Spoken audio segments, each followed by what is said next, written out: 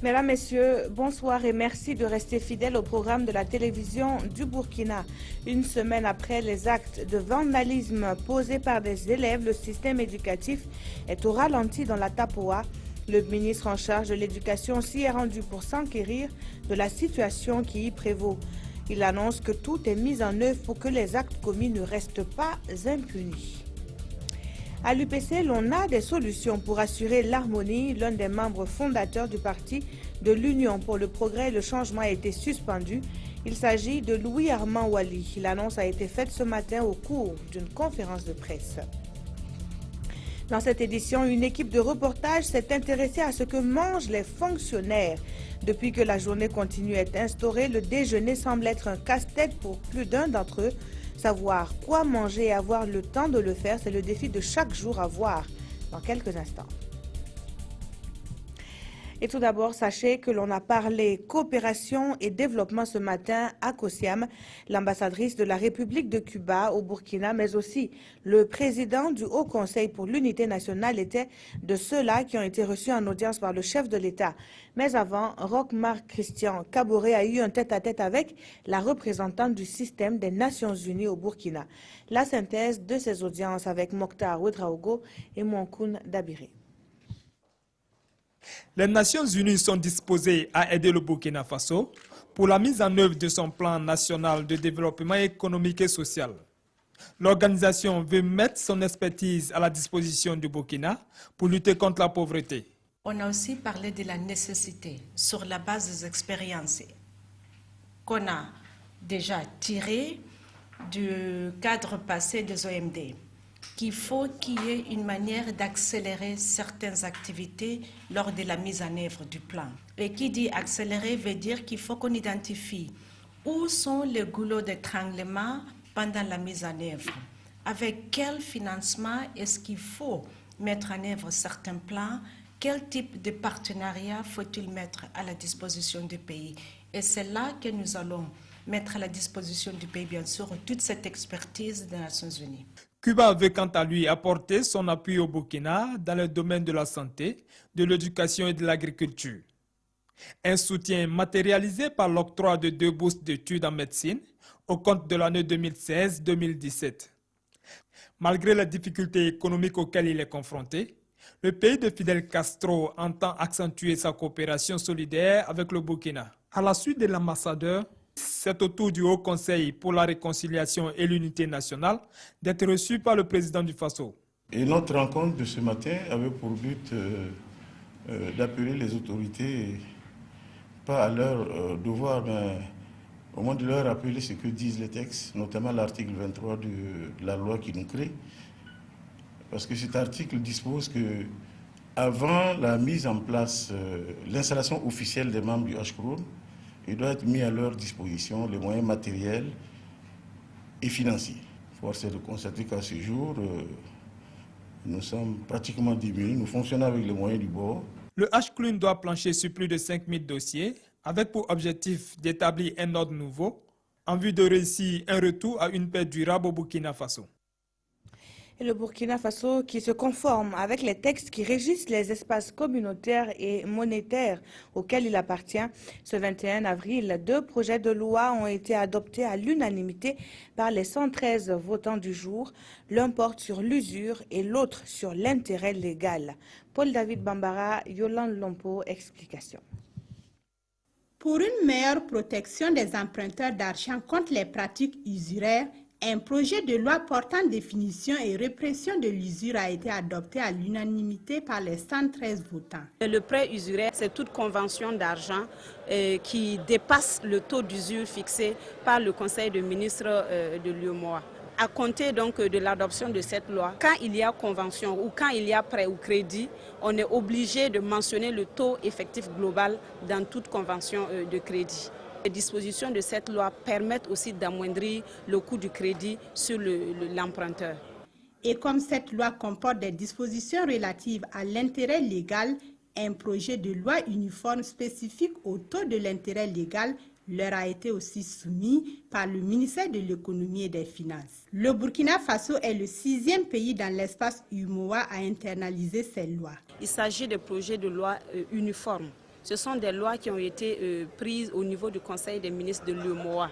Et à cet effet, il a été instruit aux États membres de l'UEMOA de les transposer dans leurs ordonnancements juridiques pour qu'au niveau de l'espace communautaire, nous ayons une réglementation uniforme en la matière. Et pour permettre aux entreprises d'être plus compétitives, l'Union monétaire ouest-africaine a été invitée à revoir le taux directeur avec la Banque centrale des États de l'Afrique de l'Ouest qui propose souvent des taux d'intérêt très élevés.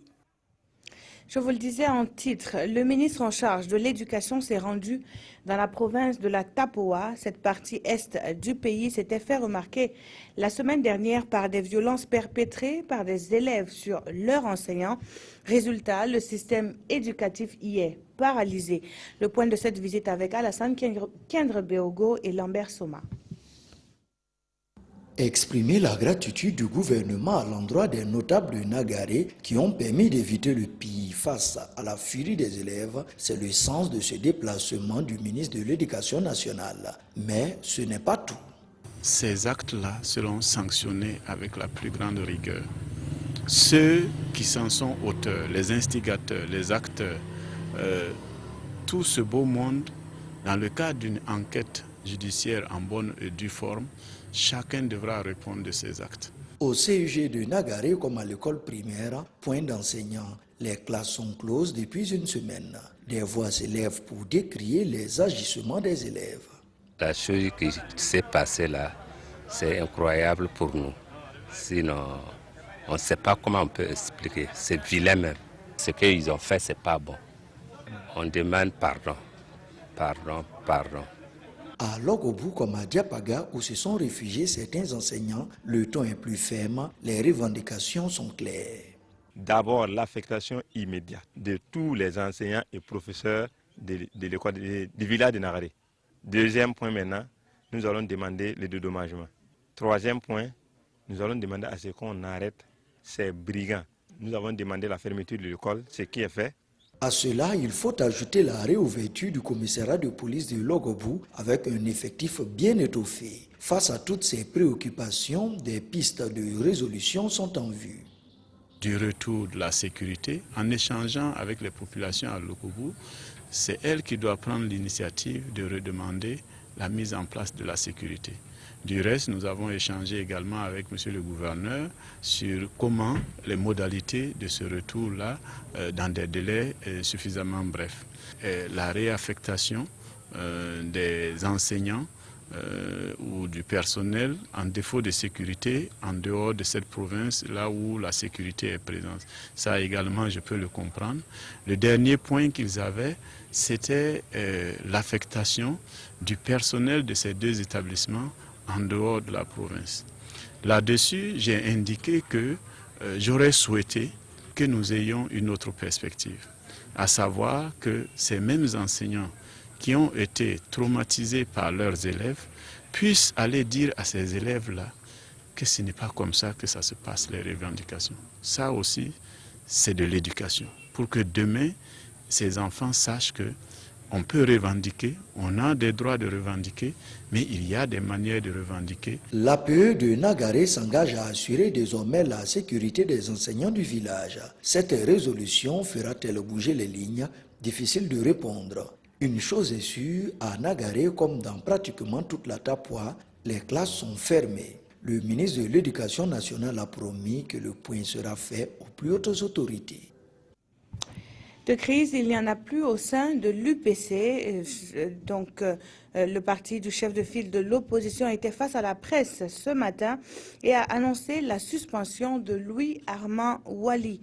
Et cette suspension devrait, selon le secrétaire exécutif national de l'Union pour le progrès et le changement, toucher un autre membre fondateur en la personne de Bruno Kafando. Le compte-rendu de cette conférence avec Yacouba Gamene et Viviane Tchendrobego.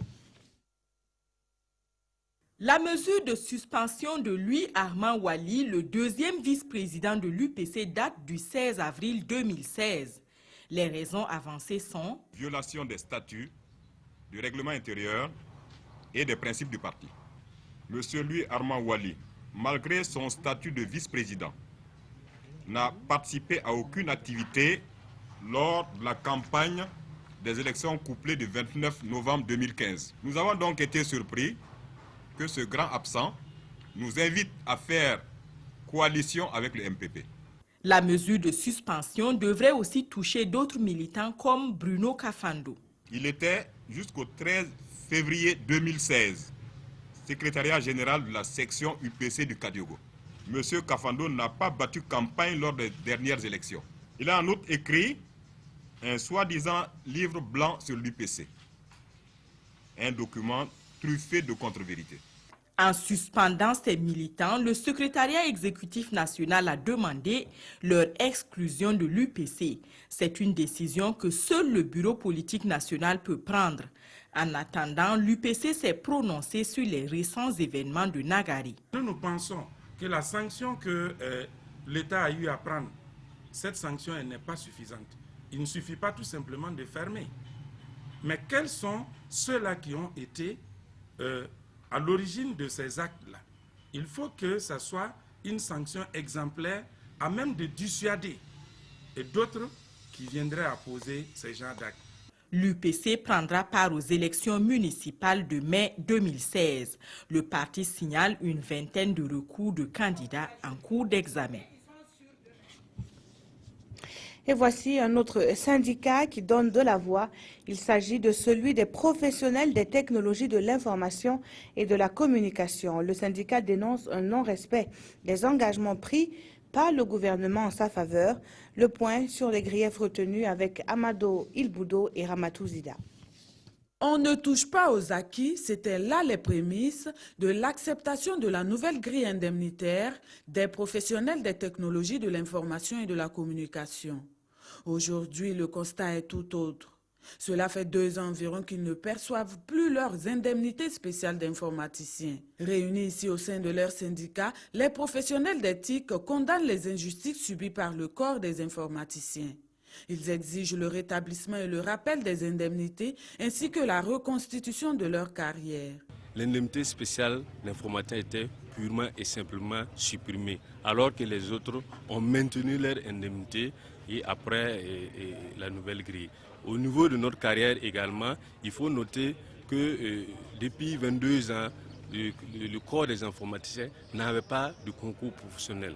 Donc actuellement, d'autres sont presque à la retraite et ils n'ont plus la possibilité de passer de concours professionnel. Il y a également le diplôme d'ingénieur de travaux informatiques qui est classé en A3 au lieu de A2. Le Sympétique se dit disposé à engager des discussions concernant leur plateforme revendicative, mais il constate un manque de volonté de la part des autorités. Ils sont assis, c'est des correspondances qu'ils envoient. Pourtant, chaque semaine, ils se croisent en conseil des ministres. Pourquoi pas Madame le ministre peut s'élever et prendre rendez-vous avec les autres départements et pour discuter clairement des problèmes. C'est décevant. Nous déplorons ces situations-là. Le syndicat des professionnels d'éthique a déposé un préavis de sit-in prévu pour les 25 et 26 avril prochains. Si rien n'est fait à l'issue, il compte hausser le ton et entreprendre des actions fortes pour se faire entendre.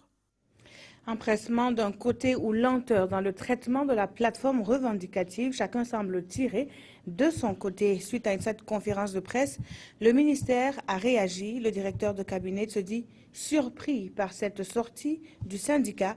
Des précisions toujours avec Ramatou Zida. À la suite de la conférence de presse animée par le syndicat des professionnels des TIC pour réclamer la satisfaction de sa plateforme revendicative, les responsables du département de l'économie numérique disent être surpris par la démarche. Ce qu'il faut retenir, c'est que dès sa prise de fonction, la première chose qu'elle a faite, c'est de rencontrer également le syndicat pour un peu comprendre, parce qu'effectivement, elle a trouvé un dossier concernant un peu leurs revendications. Donc on peut dire que une connaissance du dossier.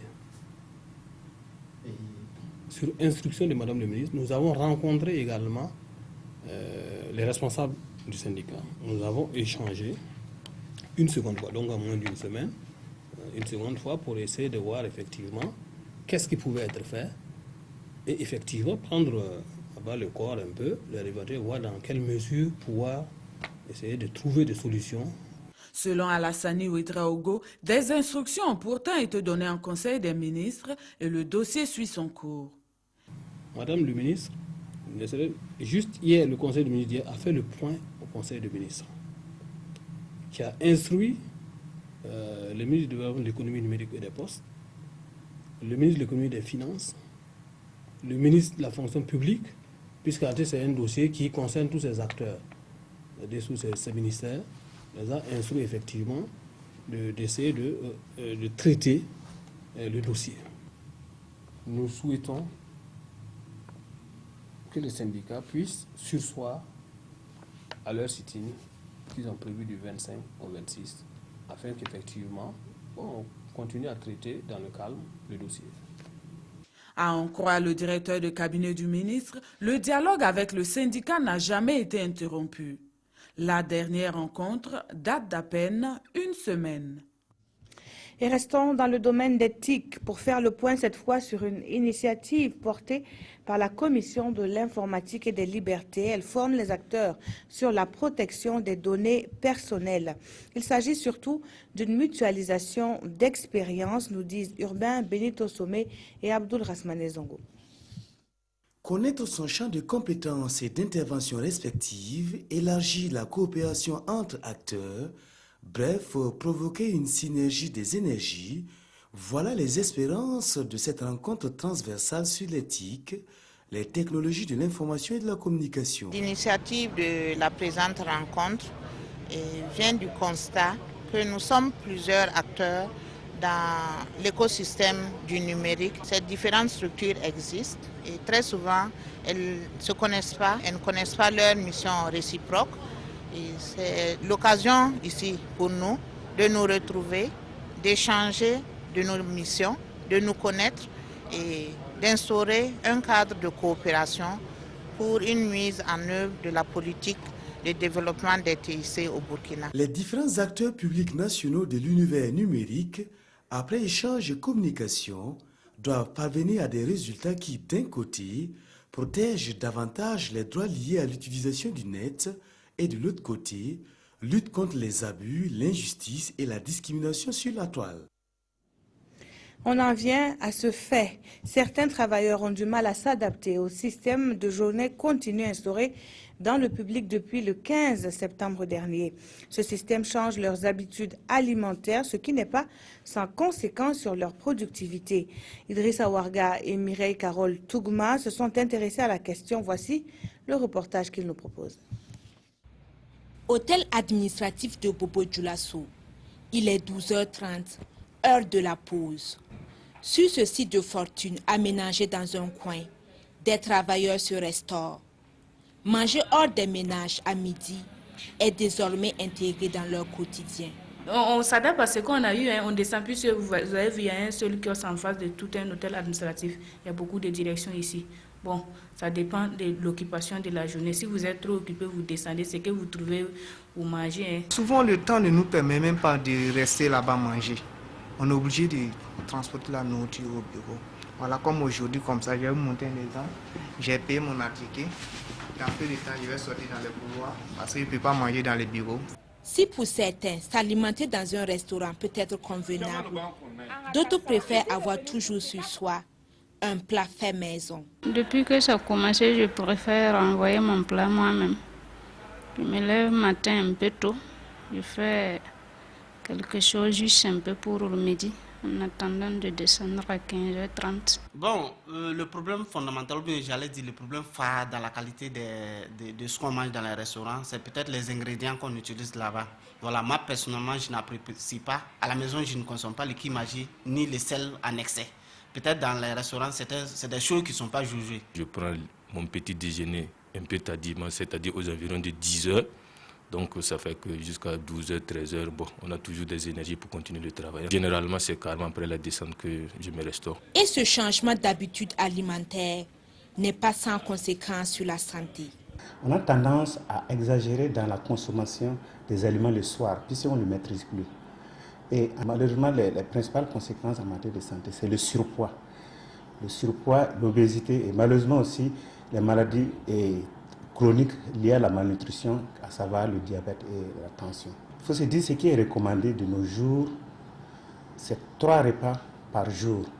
Et ça doit être structuré de telle manière que le petit déjeuner normalement se prenne entre 6h et 9h, le déjeuner entre midi et 14h et le dîner entre 19h et 21h. Pour être productif dans son milieu de travail, il faut donc manger convenablement, ce qui passe par un régime équilibré. Parce que normalement, il est conseillé d'ajouter, surtout ce qu'on néglige, les fruits et légumes. Il faut ajouter des produits céréaliers, il faut ajouter la viande ou le poisson, et il faut ajouter aussi des produits laitiers, et surtout mettre l'accent sur les fruits et légumes de façon globale. Il est également recommandé de manger calmement. Les repas trop gras ou trop sucrés peuvent être nuisibles. Pour les diabétiques et les hypertendus, les crèmes sont à bannir. La santé n'a pas de prix, a-t-on l'habitude de dire. En prendre soin est une nécessité vitale. Et de santé, on en parle. Et comment prendre en charge de façon efficiente les enfants atteints de la maladie de bec de lièvre? À cette question, des experts apportent réponse aux infirmiers venus de plusieurs pays d'Afrique. Ils participent à un atelier international qu'abrite la ville de Ouagadougou sur les soins infirmiers qui sauvent. Explication Mokhtar Ouedraogo ou Moussissi. Donner le sourire à des enfants atteints de fente labiopalatine, communément appelée bec de lièvre, c'est ce à quoi vont s'atteler ces 25 infirmiers une fois de retour dans leurs pays respectifs. Pendant 3 jours, ils ont été à l'école pour offrir des soins sécurisés aux enfants atteints de ce mal. Pour ce qui est des soins pré, per et post-opératoires, vraiment on a eu vraiment un bagage vraiment assez étoffé. Ici par exemple, on nous a montré comment est-ce que il faut nourrir un enfant qui est atteint de bec de lièvre. La manière dont il faut positionner cet enfant pour le nourrir. La fente labiopalatine est une malformation congénitale qui touche des milliers d'enfants à travers le monde. Et depuis 2014, la chirurgie pour la réparation de cette malformation est pratiquée par des médecins burkinabés. Avec l'appui justement de cette ONG qui s'appelle Smile Train, nous arrivons à prendre en charge ces enfants. Ils arrivent, tout bébé, il y a une équipe pluridisciplinaire qui a été mise en place et nous essayons de prendre en charge ces enfants dans leur globalité. Donc on les élève, à 3 mois on répare la lèvre et à 1 an on répare le palais. Et cela gratuitement. Les soins infirmiers sauvent des vies. C'est sous ce thème que s'est tenu cet atelier international. Il a eu lieu grâce à l'ONG Smile Train, une ONG qui a son siège aux États-Unis et qui intervient partout en Afrique pour la prise en charge des enfants souffrant de fente labiopalatine ou bec de lièvre. Eux surtout sont interpellés par la santé des tout-petits. Ils en ont fait leur spécialisation en prêtant serment en tant que pédiatre. L'université Ouaga 1, professeur Joseph Kizerbo, est fier de présenter sa cuvée 2016, forte de 36 impétrants issus de 5 pays africains. Et ce nom de baptême confraternité n'est pas du tout fortuit, nous disent Césaire Carfo et Yolande Lompo. Fatimata Bari est depuis 3 ans pédiatre. Son amour pour les enfants et sa détermination lui ont permis d'atteindre ce niveau. Aujourd'hui, elle est en ces lieux pour recevoir son diplôme à l'occasion de la seconde sortie cumulative des promotions de 2011 à 2015 des pédiatres entièrement formés au Burkina Faso. Issus de 5 nationalités, ces 36 impétrants ont pris pour nom de baptême confraternité. La formation de la pédiatrie, c'est une formation de la médecine générale adaptée à l'enfant. Nous essayons de donner le meilleur de nous-mêmes pour réussir notre mission en tant que pédiatre. Entre médecins, il faut surtout la confraternité. On doit vraiment se soutenir et vraiment ne pas s'abandonner. L'état de la santé d'un pays se mesure par la santé de la mère et de l'enfant et la sortie de ces promotions pourrait contribuer à réduire le taux de mortalité infantile. Il n'y a pas de ressources humaines plus qualifiées que les pédiatres qui vont venir nous aider à lutter contre la mortalité infantile afin de nous permettre de rehausser les indicateurs de santé dans notre pays et surtout nous permettre d'atteindre les objectifs que le gouvernement s'est fixés en rendant les soins de santé gratuits. Et pour encourager ces filleuls à bien prendre soin des tout-petits, le parrain leur a fait don d'outils indispensables dans l'exercice de leur profession. En savez-vous assez sur la faune et la flore au Burkina? Si la réponse est non, eh bien, Festibrousse se charge de vous en apprendre davantage. C'est le tout premier festival dédié à la brousse et à la forêt du Burkina. Les produits forestiers non lieux sont mis en lumière au service du développement économique du pays. Salifou Belem et Ismaël Diloma Sirima pour le reportage. Diverses sortes de miel, des chenilles en conserve, ainsi que des vins de pain de singe, de raisins sauvages et de qualité, sont aux côtés de produits pharmaceutiques issus de la brousse pour donner plus de couleur à cette première édition du Festival de la brousse et de la forêt, Festibrousse. Le festival est un cocon dans lequel les différentes institutions comme l'État, les institutions de la société civile, les communautés de base, on se retrouve pour discuter, pour améliorer, trouver les voies et moyens d'améliorer notre rapport à l'environnement, notre rapport à nos brousses et à nos forêts, pour un mieux devenir, un mieux-être de nos populations.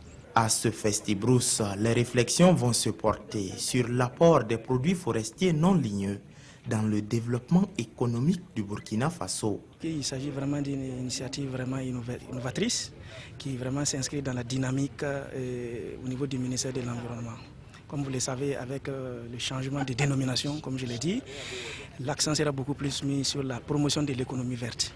Et cette activité va vraiment contribuer à montrer de quelle façon les forêts peuvent contribuer à l'économie verte et de quelle façon les forêts peuvent créer des richesses et des emplois.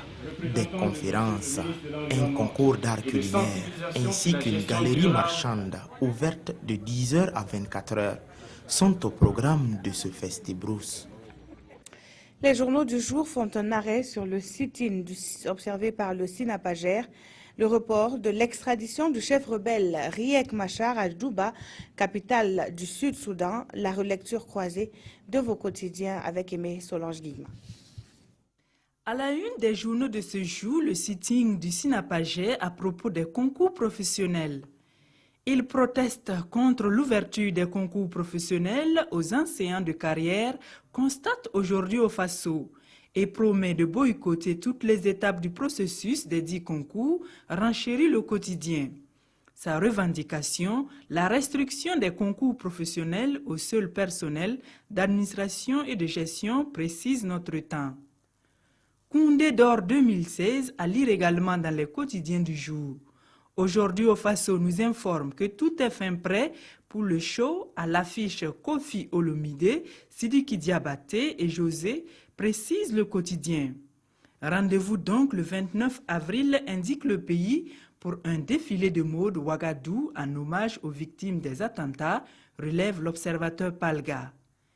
À l'international, le quotidien fait savoir que l'arrivée de Riek Machar à Djouba est encore repoussée. C'est pourquoi, confie le journal de tous les Burkinabés, qu'un comité conjoint de suivi de processus de paix au Sud-Soudan a appelé à une réunion d'urgence pour discuter de l'impasse entourant le retour du chef rebelle. Après analyse, le pays pense que l'attelage Salva Kiir-Riek Machar est impossible au regard de l'ego surdimensionné de chacun d'eux et de la méfiance réciproque qui les anime, et craint qu'il ne débouche sur un tragique bis repetita. Merci d'avoir suivi cette édition qui s'achève. Très bonne suite de programmes sur la télévision du Burkina.